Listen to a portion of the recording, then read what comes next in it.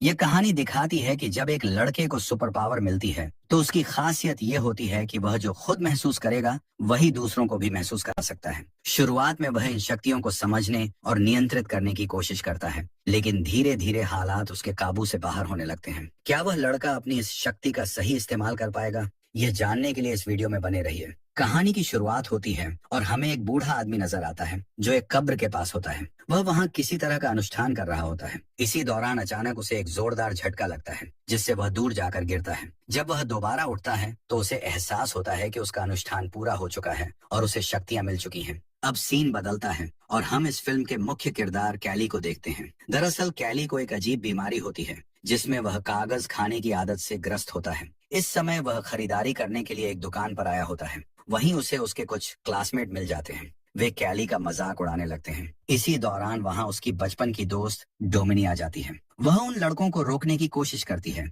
लेकिन वे और ज्यादा गुस्सा हो जाते हैं और कैली को उठाकर कचरे के डिब्बे में फेंक देते हैं। तभी डोमिनी हिम्मत दिखाती है और उन लड़कों को वहां से भगा देती है। अब कैली के साथ जो भी हुआ उसके लिए डोमिनी काफी परेशान हो जाती है। वह उससे कहती है, मैं तुम्हें स्कूल तक लिफ्ट दे सकती हूँ, लेकिन डोमिनी की दोस्त उसे ऐसा करने से मना कर देती है। उनका कहना होता है कि कैली अभी अभी कचरे में गिरा था और वे अपनी गाड़ी में गंदगी नहीं चाहती थी। इसके बाद जब कैली स्कूल पहुंचता है तो उसकी कचरे में फेंके जाने की वीडियो वायरल हो चुकी होती है। स्कूल में हर कोई उसका मजाक उड़ा रहा होता है। घर लौटने पर उसकी माँ उससे पूछती है, आज तुम्हारा दिन कैसा गया? इस पर कैली जवाब देता है, आज मेरी डोमिनी से बात हुई। उसकी माँ मुस्कुराते हुए कहती है, तुम दोनों अच्छे दोस्त हो और तुम्हें उसे डेट पर चलने के लिए कहना चाहिए। और शायद डोमिनी भी कैली को पसंद करने लगी थी। इसके बाद हमें उस कब्र का दृश्य दिखाया जाता है जहां बूढ़े आदमी को शक्तियां मिली थी। वहां एक आदमी आता है जिसका नाम रिडल होता है। दरअसल ये सभी शक्तियां उसके पूर्वजों की थीं और उसका काम उन शक्तियों को आकर्षित करना था। दूसरी तरफ कैली को दिखाया जाता है जो अपनी कागज खाने की आदत की वजह से बीमार पड़ने लगा था। उसकी माँ इस आदत को लेकर चिंतित थी, इसलिए उन्होंने एक डॉक्टर को बुलाया था। डॉक्टर उनकी माँ से कहता है, शायद इसे कोई मानसिक समस्या है, क्योंकि तुम्हारे घर में कोई पुरुष नहीं है, इसलिए यह इस तरह की हरकतें कर रहा है। असल में वह डॉक्टर कैली की माँ को पसंद करता था और इसी वजह से बार बार उन्हें प्रभावित करने की कोशिश करता था। दूसरी तरफ हमें एक बूढ़ा आदमी दिखाया जाता है जिसका नाम पफ्लुएगर होता है। वह लोगों को इकट्ठा करके बता रहा होता है, मेरे अंदर बहुत सारी शक्तियां हैं और मैं तुम सभी को अच्छा महसूस करा सकता हूँ। इसी दौरान वहाँ एक बुजुर्ग औरत आती है जो ठीक से चल नहीं पा रही होती। उसके पैर में बहुत दर्द होता है। वह पफ्लुएगर के पास जाती है और वह बूढ़ा आदमी उसके सारे दर्द को अपने अंदर खींच लेता है। ये देखकर सभी लोग उसकी तारीफ करने लगते हैं। वहीं कैली की माँ भी यह सब देख रही होती है। उसे लगता है कि शायद पफ्लुएगर कैली की मदद कर सकता है, इसलिए वह उसे अपने घर आने का न्योता देती है। दूसरी तरफ रिडल भी इन घटनाओं को गौर से देख रहा होता है। वह पफ्लुएगर के पास जाता है और कहता है, जो शक्तियां तुम्हारे पास हैं वे तुम्हारे लिए खतरनाक साबित हो सकती हैं। ये सारी शक्तियां मेरे पूर्वजों की थीं और तुम्हें इन्हें मुझे लौटा देना चाहिए। लेकिन पफ्लुएगर हंसते हुए जवाब देता है, मुझे इस शक्ति का मजा आ रहा है और मैं इन्हें तुम्हें कभी वापस नहीं दूंगा। इसके बाद पफ्लुएगर कैली के घर जाता है। जैसे ही वह कैली को छूता है उसे तेज सिर दर्द महसूस होने लगता है। जब वह दोबारा कैली को छूता है तो अचानक से उसका दर्द बढ़ जाता है और इसी वजह से उसकी मौत हो जाती है। पफ्लुएगर की मौत के बाद कैली अचानक से अच्छा महसूस करने लगता है, क्योंकि अब पफ्लुएगर की सारी शक्तियां उसके अंदर आ चुकी थी। अगले दिन जब कैली अपनी साइकिल ठीक कर रहा होता है तो उसके हाथ पर एक कट लग जाता है, लेकिन कुछ ही पलों में वह खुद ब खुद ठीक हो जाता है। ये देखकर कैली समझ जाता है कि उसके अंदर कुछ खास शक्तियां आ चुकी हैं। उधर कैली की माँ अपनी नाइट शिफ्ट पर जाने के लिए तैयार हो रही होती है, लेकिन उसे बहुत थकान महसूस हो रही होती है। तभी जब कैली उसे गले लगाता है तो उसकी सारी थकान अचानक गायब हो जाती है और वह भी तरोताजा महसूस करने लगती है। इसके बाद कैली टाउन में आता है और यहाँ पर उसकी मुलाकात डोमिनी और उसकी दोस्त एली से होती है। डोमिनी उसे देखकर कहती है, तुम तो आज कुछ अलग ही लग रहे हो। फिर वह कैली से कहती है, कल तुम्हारे साथ जो हुआ मैंने उसके बारे में सुना।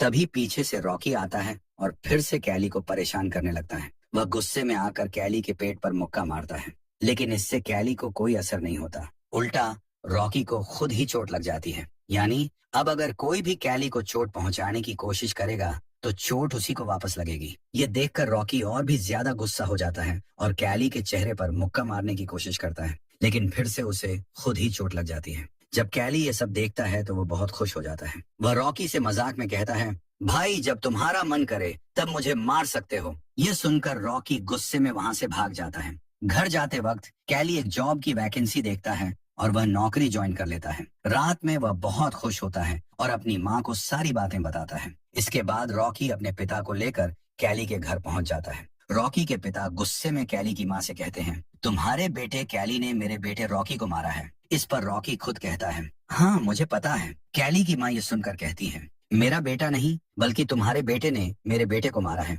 इस पर रॉकी का पिता कहता है, हाँ मुझे पता है, लेकिन आज जो हुआ वह बहुत अजीब था। कैली की माँ गुस्से में कहती है, अगर तुम्हें पहले से पता था कि तुम्हारा बेटा मेरे बेटे को मारता है तो तुमने पहले कुछ क्यों नहीं किया। वह इतनी ज्यादा नाराज हो जाती है कि रॉकी के पिता को घर से बाहर निकाल देती है। यहाँ पर कैली अपनी माँ से कहता है, माँ मैं तुम्हें यही बात बताना चाहता था। फिर वह अपने आप को चोट पहुंचाने की कोशिश करता है और अपनी माँ से भी ऐसा करने को कहता है। जब उसकी माँ ऐसा करती है तो सारा दर्द उन्हें ही महसूस होता है। ये देखकर उसकी माँ कहती है, तुम्हें अपनी शक्तियों को ठीक से समझना चाहिए। ठीक है, तुम आज से एक्सपेरिमेंट कर सकते हो और देख सकते हो कि तुम्हारी और कौन कौन सी पावर्स हैं। अब कैली पर किसी भी चीज का असर नहीं हो रहा था। वे दोनों यह फैसला करते हैं कि इस बारे में किसी को नहीं बताएंगे। अगले दिन कैली स्कूल में डोमिनी का एक रबर बैंड टेबल पर पड़ा देखता है। वह सोच में पड़ जाता है क्योंकि कल रात उसने सपने में भी यही चीज देखी थी। जब वह डोमिनी की तरफ देखता है तो उसे महसूस होता है कि वह उसी के साथ है। सपने में डोमिनी के साथ उसकी दोस्त सारा भी थी। जब वह यह सब सोच रहा होता है तब डोमिनी और सारा भी क्लास में वही सोचने लगती हैं। वे दोनों समझ नहीं पाती हैं कि यह क्या हो रहा है, लेकिन कैली क्लास से बाहर चला जाता है। अब रात को सभी स्टूडेंट्स एक पार्टी कर रहे होते हैं। वहाँ पर डोमिनी का एक्स बॉयफ्रेंड उसे पीछे से पकड़ लेता है। ये देखकर कैली गुस्से में उसे छोड़ने के लिए कहता है। इस पर नेल्सन हंसते हुए कहता है, तुम मेरा क्या बिगाड़ लोगे। नेल्सन गुस्से में कहता है, तुम्हारे साथ जो भी चल रहा है मैं इसका पता लगा लूंगा। पार्टी खत्म होने के बाद कैली साइकिल से घर जा रहा होता है, लेकिन रास्ते में नेल्सन और उसके दोस्त उसे देख लेते हैं और उसे चोट पहुंचाने की कोशिश करते हैं। कैली संतुलन खो बैठता है और एक गाड़ी के सामने गिर जाता है, लेकिन कैली पर कोई असर नहीं होता, बल्कि गाड़ी चला रहे व्यक्ति की तुरंत मौत हो जाती है। इस घटना से कैली भी डर जाता है क्योंकि अब उसे अपनी शक्तियों का असली खतरा समझ आने लगा था। अब यहाँ पर डोमिनी और उसकी फ्रेंड्स भी पहुंच जाती हैं। यहाँ पर कैली डोमिनी को सब कुछ सच बता देता है। इसके बाद पुलिस भी पहुंच जाती है और कैली की माँ भी। पुलिस उस लड़के की मौत के बारे में पूछताछ करने लगती है। वहाँ मौजूद लोग कैली पर इल्जाम लगाते हैं कि वह सड़क पर साइकिल चला रहा था और उसने जानबूझकर एक्सीडेंट करने की कोशिश की, लेकिन पुलिस अधिकारी इस बात को मानने से इनकार कर देता है। इसके बाद वह कैली से पूछताछ करता है और कैली उसे सारी सच्चाई बता देता है। हालांकि पुलिस को उसकी बात पर यकीन नहीं होता क्योंकि यह सिर्फ एक हादसा था, इसलिए इस केस को बंद कर दिया जाता है। दूसरी तरफ हमें रिडल को दिखाया जाता है जो पफ्लो एगर की कब्र के पास पहुंचता है। वहाँ जो पौधे उगे हुए थे उन पर रिडल जादू कर देता है। स्कूल में नेल्सन और उसके दोस्त कैली पर नजर रख रहे होते हैं क्योंकि वे अपने दोस्त की मौत का बदला लेना चाहते थे। इस बीच कैली और डोमिनी एक साथ बैठे होते हैं। डोमिनी कहती है कि एक नई मूवी आई है और वह उम्मीद करती है कि शायद कैली उसे डेट के लिए पूछेगा। कैली पहले तो बात समझ नहीं पाता, लेकिन आखिर में वह उसे डेट के लिए पूछ ही लेता है और डोमिनी हाँ कह देती है। इसके बाद जहाँ कैली काम करता था वहाँ रिडल उससे मिलने आता है। वह कैली से पूछता है कि क्या वह पफ्लो एगर को जानता है। फिर कैली उसे सब कुछ बता देता है। ये सुनकर रिडल समझ जाता है कि अब पफ्लो एगर की सारी शक्तियाँ कैली के अंदर आ चुकी हैं। रात में जब कैली घर आता है तो उसकी माँ के सिर में दर्द हो रहा होता है, इसलिए वह दवाई लेने के लिए बाहर निकल जाता है। लेकिन बाहर नेल्सन और उसके दोस्त उसके घर पर नजर रख रहे होते हैं। उन्हें लगता है कि शायद कैली की माँ घर से बाहर गई है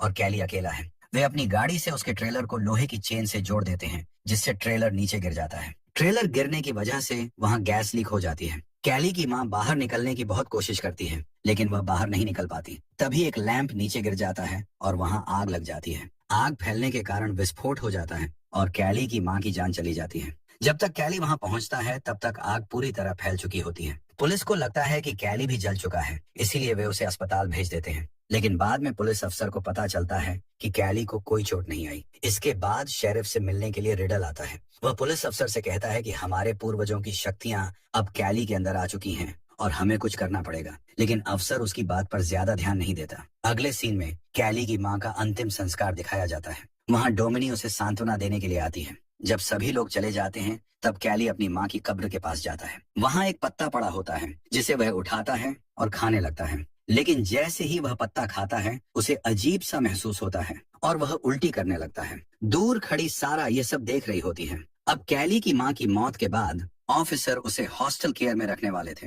रास्ते में ऑफिसर कैली से कहता है, तुम्हारे ट्रेलर का बैलेंस खराब हो गया था, क्या उसमें कोई परेशानी थी? और तभी कैली रोड पर नेल्सन और उसके दोस्तों को देखता है। वह समझ जाता है कि यह सब उन्होंने ही किया है। गुस्से में कैली गाड़ी से कूद जाता है और उन लड़कों का पीछा करने लगता है। वे सभी एक नदी के पास पहुंचते हैं। अब कैली वहां आकर उनका एक शर्ट पकड़ लेता है, फिर उसे अपने गले के चारों तरफ बांध लेता है और खुद को खींचने लगता है। लेकिन जिस लड़के की वह शर्ट होती है, उसका दम घुटने लगता है और वह पानी में डूबकर मर जाता है। उसके सभी दोस्त उसे बचाने की कोशिश करते हैं, लेकिन नाकाम रहते हैं। अब कैली बाहर आकर उन लड़कों से कहता है, अब तुम 3 लोग बचे हो और मैं तुम में से किसी को भी नहीं छोड़ूंगा। इस बीच कैली को खोजते हुए ऑफिसर भी वहां पहुंच जाते हैं, इसलिए कैली वहां से भाग जाता है। अब नेल्सन बाकी सभी लोगों को इस घटना के बारे में बता देता है। डोमिनी इस बारे में कैली से बात करती है। उसे लगता है कि कैली कभी भी किसी की जान नहीं ले सकता। जब कैली डोमिनी के पास जाता है तो वह उससे कहती है, तुम मेरे साथ चलो। फिर कैली डोमिनी को सब कुछ सच बता देता है। डोमिनी कहती है, तुम इस तरह से किसी को नहीं मार सकते। अगर तुम्हारी माँ जिंदा होती तो वह ऐसा कभी नहीं चाहती। कोई ना कोई तरीका जरूर होगा जिससे वे खुद तुम्हारी बात मान लेंगे। इस बात पर कैली मान जाता है। अब अगले दिन क्लास चल रही होती है, तब वहां कैली पहुंच जाता है। वह नेल्सन के सभी दोस्तों का मजाक उड़ाने लगता है। अब उनका एक दोस्त कैली पर हमला करने वाला होता है, लेकिन नेल्सन उसे रोक लेता है। इसलिए अब कैली उन्हें और ज्यादा उकसाने लगता है। जब ये लोग केमिस्ट्री लैब में होते हैं, तब नेल्सन का एक दोस्त कैली पर एसिड फेंक देता है, लेकिन गलती से एसिड उसके अपने दोस्त के चेहरे पर गिर जाता है, जिससे उसका चेहरा जल जाता है और तुरंत उसकी जान चली जाती है। अब यहाँ पर डोमिनी कैली पर बहुत ज्यादा गुस्सा हो जाती है, इसलिए कैली वहां से चला जाता है। रात में सारा नेल्सन से मिलने आती है। वह उससे कहती है कि उसे भी अपने दोस्त की मौत का बदला लेना है। अब क्योंकि उसे कैली की कमजोरी के बारे में पता था, वह यह बात नेल्सन को बता देती है। दोनों जंगल में जाकर उन जादुई पत्तों को इकट्ठा करते हैं और लिक्विड बनाकर गैस के कैन में भर देते हैं। अगले दिन जब सभी लोग प्रैक्टिस कर रहे होते हैं, तब वहाँ एक पुलिस अधिकारी उन्हें चेतावनी देने आता है और कैली भी वहाँ पहुँच जाता है। उसके पास एक ड्रिलिंग मशीन होती है। वह नेल्सन से कहता है कि सच सबको बता दो कि तुमने क्या किया है, लेकिन नेल्सन मानने से इनकार कर देता है। तब कैली खुद पर ड्रिल करने लगता है और उसकी सारी चोटें नेल्सन को लगने लगती हैं। अब डोमिनी भी वहां पहुंच जाती है। इसी दौरान नेल्सन ने जो लिक्विड बनाया था उसे कैली पर छिड़क देता है। इससे पहले कि हालात और बिगड़ते, वह मौके का फायदा उठाकर पुलिस अधिकारी की बंदूक छीन लेता है। जब कैली धीरे धीरे ठीक होने लगता है, तब नेल्सन उसे गोली मार देता है। इसकी वजह से नेल्सन की मौत हो जाती है। डोमिनी कैली से कहती है कि उसे इस तरह से बदला नहीं लेना चाहिए था। शरीफ कैली से कहता है कि यह सब तुम्हारी ताकतों की वजह से हुआ है, लेकिन मैं तुम्हें फिर से नॉर्मल बना सकता हूँ। अब कैली भी फिर से नॉर्मल होना चाहता था। इसके बाद रात का समय दिखाया जाता है। अब सभी लोग रिडल के पास जाते हैं, जहाँ एक अनुष्ठान किया जाने वाला था, जिससे कैली की सारी शक्तियाँ खत्म हो जाएं। कैली को तेज दर्द होने लगता है। रिडल कहता है कि कैली के पास ये शक्तियाँ बहुत लंबे समय से हैं और इन्हें हटाने के लिए उसे अपनी जान देनी पड़ेगी। ये सुनकर डोमिनी कैली से कहती है कि जल्दी से यहाँ से भाग जाओ। अब सभी लोग घबरा जाते हैं। इसी बीच शरीफ का एक आदमी किसी को गोली मार देता है। डोमिनी भी गोली लगने से घायल हो जाती है और मरने से पहले कैली से कहती है कि अपनी शक्तियाँ किसी को मत देना। कैली को बहुत गुस्सा आ जाता है। यह देखकर शरीफ कैली के सिर पर गोली मारकर उसे खत्म कर देता है। इसके बाद शरीफ रिडल से पूछता है कि क्या उसे शक्तियाँ मिल गईं? लेकिन रिडल कहता है कि नहीं। इसके बाद दिखाया जाता है कि जब लोग डोमिनी के शव को ले जा रहे होते हैं, तब डोमिनिक अचानक उठ जाती है। अब कैली की सारी शक्तियाँ उसके अंदर आ चुकी थी और वह अब सबसे बदला लेने वाली थी। यही सीन आखिरी होता है और इसी के साथ फिल्म खत्म हो जाती है।